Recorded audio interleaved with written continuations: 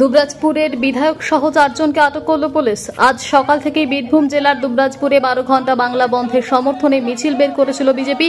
তারপর মিছিল শেষে দুবরাজপুরের পোদ্দার বাঁধ মোড়ে বিবেকানন্দ মূর্তির সামনে বিধায়ক অনুপ কুমার সাহা সহ বিজেপি কর্মীরা অবস্থান বিক্ষোভ করেন।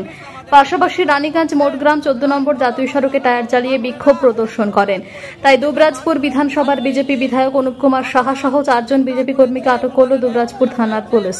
উল্লেখ্য, গতকাল পশ্চিমবঙ্গ ছাত্র সমাজের ডাকে নবান্ন চলো অভিযানে ধুমধুমার হয়েছে। রাজ্য পুলিশ ছাত্রদের উপরে লাঠিচার্জ করেছে, সেখানে অনেকে আহত ও গ্রেপ্তার হয়েছেন। তাই তারই প্রতিবাদে আজ বিজেপির পক্ষ থেকে 12 ঘন্টা বাংলা বন্ধের ডাক দেওয়া হয়েছে। যেভাবে আমাদেরকে গ্রেফতার করে নিয়ে যাওয়ার চেষ্টা করা হচ্ছে, আমরা ধিক্কার জানাই।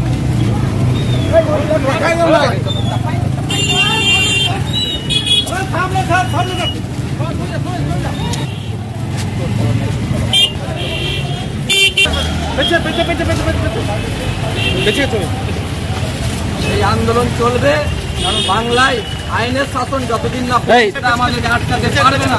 সাধারণ মানুষের স্বার্থে আমাদের যে আন্দোলন, সেই আন্দোলন আমরা চালিয়ে যাব। আমাদেরকে গ্রেফতার করে আমাদের মুখ বন্ধ করতে পারবে না।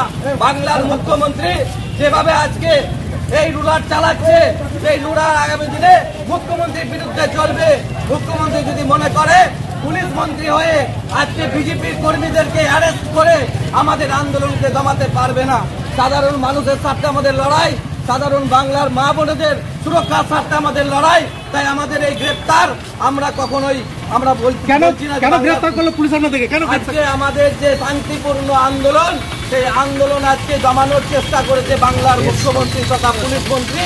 সমস্ত জায়গাতে আজকে যে সাধারণ ধর্মঘট, সেটাকে আজকে না হয় তার জন্য পুলিশকে দিয়ে আমাদেরকে গ্রেপ্তার করা হচ্ছে। আপনারা কি পথ অবরোধ করেছিলেন? নিশ্চিতভাবে আমরা চাই বাংলার মানুষ যেভাবে আজকে আমাদের সাথে আছে, নারী সুরক্ষার স্বার্থে আমরা এই আন্দোলন চালিয়ে যাব।